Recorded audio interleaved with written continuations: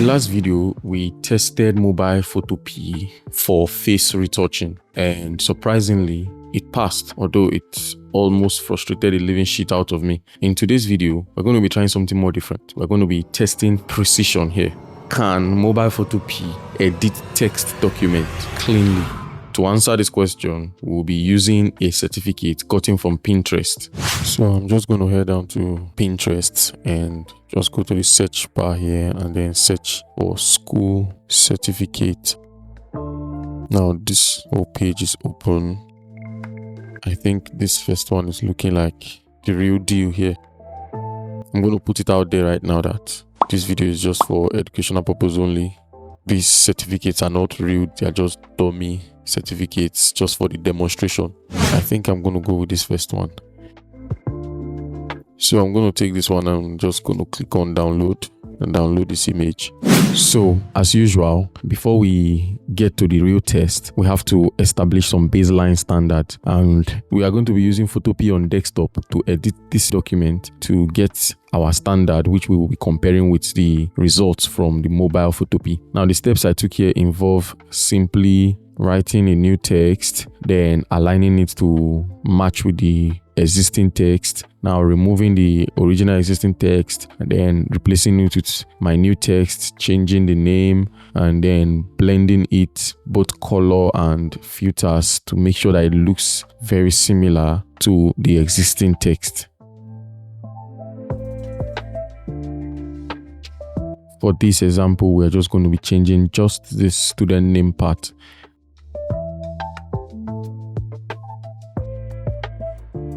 So now the real test. Same certificate, same simple but yet precise edits, but no mouse, no keyboard, no desktop, just our fingers and a mobile phone.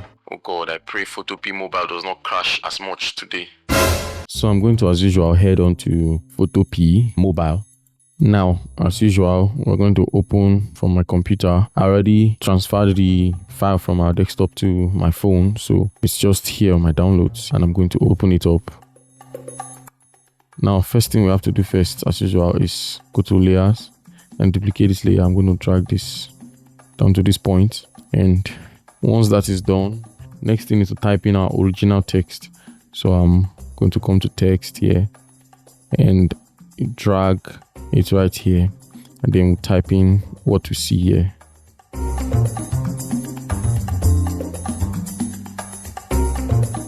We need another font. This font right now, come to the character panel, you can see it's Deja Vu Sans, and the font used here is called Opti Engravers. So we come down here, search for, click on Deja Vu Sans. I don't know why it's taking forever to load up. Now we are going to search for Opti, and as you can see, there is no Opti engravers here. Now there's this function on Photopea. If you look up here, right here, it says load font. That would help you install a font into this Photopea. So with that, you can have any font you wish. So we don't have Opti engravers on my phone yet, so we have to go and download it. I'm going to minimize this, go to my browser, search for Opti engravers old font, download. I'm going to click on the very first one, Opti engravers old English. I'm going to click on this first one, and here it is. Click on download font and it loads up, and click on download font again. Now it is downloading after showing me some bunch of ads. Click on open. I would recommend that you get yourself one of these, either Z Archiver or WinRAR. For me, I prefer using WinRAR because I use that on desktop too. These fonts, when you install it, they are going to be in a zip file or a RAR file, RAR. Go and install it from your Play Store or App Store if you're using the iPhone. Now I'm just going to open this with RAR.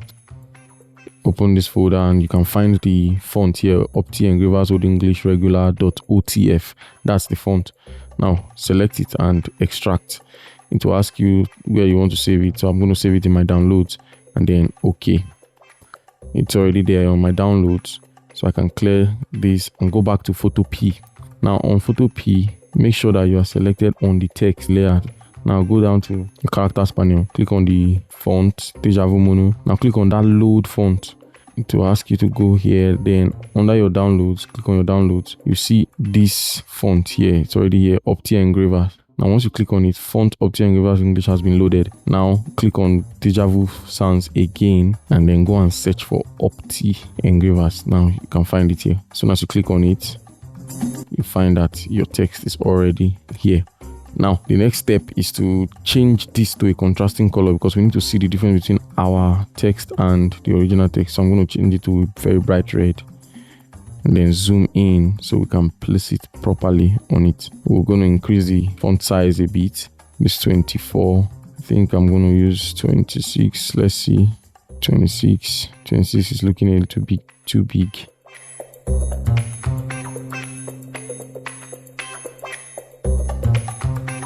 Always remember to use your two fingers to either pan or zoom. If you use just one finger, you would move the text from the position. Now I'm going to increase the tracking. Increase the tracking to about 10. Close this. Okay, we're not there yet. 20. Okay, we're almost there. I think 25 will be perfect. Boom. Now that we have this, we are going to make sure that our paragraph is set to center aligned, not left aligned. In case the name you are changing it to is smaller, it will align to the center. If it's larger, it will also align to the center. So go to the paragraph and click on this center aligned. Now you see that it has moved it a bit. No problem. We have to shift it back to position. Next thing we need to do is change the color. So I'll come to text. We need to change the color to this black. So I'm going to select, since that part is covered, I'm going to sample on this black. Click on OK. Now go down here, turn off this layer so we don't have our text visible. But now hold the layer icon and select pixels. Now once you selected pixel, you see that the area around the text has been selected. Now go to select, modify, expand 3 pixels, and once you see that the text has been selected, go to your patch tool. Make sure you are not selecting the text, make sure you are selecting the layer. Drag this onto the empty space on this paper to use it to patch that place. When you are done, click outside to deselect. You can see that we have a spot here. So using the patch to select this area and then move it there, and you have fixed that. Now go back to the move tool, then turn on your text layer. From here we can make changes to this name. So we can give it any name of your choice. For this example, I'm going to name it. See what just happened. It moved. You can see that our work just moved from position. So to avoid this, come to the layer and lock it to position. Click on this to lock it from moving. Now with that, whenever you click on it, it will never move. Even if I was using the move tool and I try to move, you see layer is locked. So you keep it in that position. Now go back to your text tool and then select everything. I'm going to clear this up and then type in the name I want to use. Let's just use Air Graphics. Then click on OK.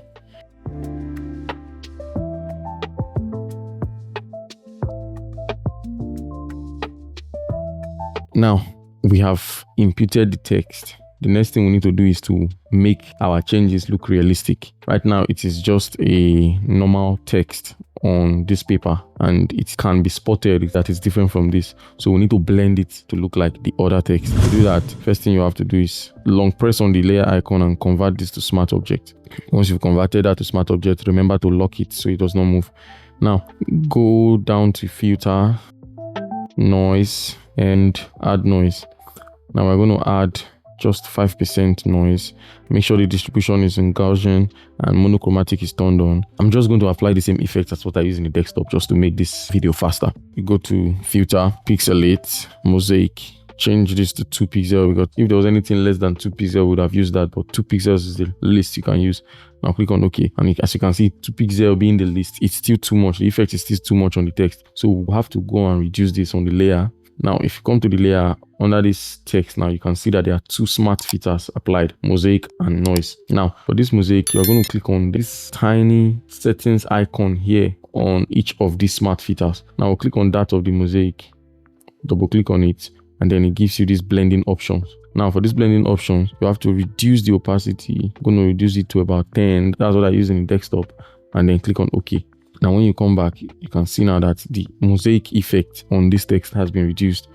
Another thing we need to do is to put the noise above the mosaic, because right now the mosaic, just as normal layers are, whatever is on top of the other would show over the other. Now we want the noise to show on the text, because the mosaic right now is masking the noise, so I had to move it up so that we can still see a bit of noise on the text. Now the next thing we need to do is add some glow, because as you can see from this text, let me zoom into this diploma part. You can see some noisy fuzziness around this diploma. Now, it was formerly in the text we removed, but right now it's no longer visible here. Now go to your layers. This time we're going to come to effects and click on outer glow. Now, this is where the problem lies. Ordinarily, we ought to be seeing the canvas to see the level of intensity that these effects have on the text that we are applying it to. But right now, you can see that we really are blinded right now. If not for the fact that I already did it on the desktop and I know the exact settings to apply, I would have to be doing trial and error. I will apply some effect, then click on OK to go and view it. And if it's not okay, I come back again to make the adjustments. So to save time, I'll just apply the same effects that I did on the desktop. So just go with me. For the blending mode, I change it to overlay. I'll set the opacity to 65%. And now for the noise, I'm just going to go all the way 100. For the technique, I'm going to make it precise. And then for the spread and size, I'll just give it 5%. 5% for the spread and 5 pixels for the size. Now for the color, I'm going to use a fixed color, not a gradient. I'm going to use a fixed color. So I'm clicking on this. I'm going to sample an area of the paper, because this fuzzy effect is like noise applied on the paper. So I'm going to sample the paper color and then click on OK. Those were the settings I used, and let's see what we have here. Now, if you zoom in closely, you can see some level of noise around that. If I should turn this off, you can see how clean it is. If I turn it back on, I don't know if you can spot it. As I'm turning it, just look around this area. Look around this area while I turn it on and off. So this is it on, and this is it off. This is it on, this is it off.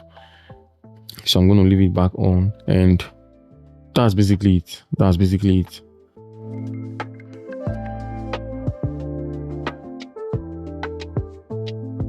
From the results gotten from our test, you can see that Mobile Photopea gave us almost the same, if not the same result as what we got from the desktop. Here is where the limitation comes in. As you could see from the video, whenever we are applying the filters on the document or on the edit, you would notice that the prompt box covers the entire canvas, the workspace, that you will not be able to see these effects as you are applying it to make adjustments. And if I hadn't edited this same document on the desktop, where I got to know the exact figures or values to enter into the prompt, we wouldn't have been able to tell right on the go which exact values to apply. It will mean we'll have to be going back and forth trying to see what works best. And that's where the limitation comes in. The screen size. You don't have enough screen size.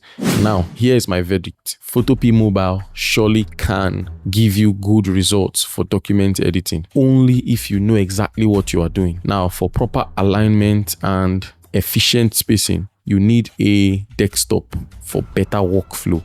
The truth is, Mobile Photopea wasn't really built for high precision tasks like this. It has a lot of limitations ranging from screen size, you struggle with moving with your fingers and tapping the wrong place at the wrong time, and lots more. It surely can handle these tasks, but it requires a lot of patience from its user. And in my own opinion, I don't know about you, you can leave your own opinion in the comment section to let me know what you feel. But I strongly believe that the only reason why I would subject myself to such level of patience is if I don't have access to a computer. And with that said, from here on out, unless I have a lot of requests from you guys to make other examples relating to Mobile Photopea, I'm going to stick with my desktop from here on out. Desktop from now on. Desktop. Now that we have fully established the fact that both mobile Photopea and desktop Photopea are capable of handling any editing task you throw at them, it then means that anytime you see me or any other creator use Photoshop for an editing tutorial, you can confidently replicate those steps using desktop Photopea if you don't have a Photoshop subscription, or mobile Photopea if you don't have access to a computer. That's powerful, right? That's massive. So with all that said, this is the moment when you hit the like button, smash the subscribe button and shatter the notification bell to support the channel and constantly receive notification anytime we drop useful updates like this. If you are interested in learning how to edit text onto a paper and placing it in a subject's hand to give the selfie effect of holding a message, click on this video here and I will see you there. But that is after you subscribe to the channel.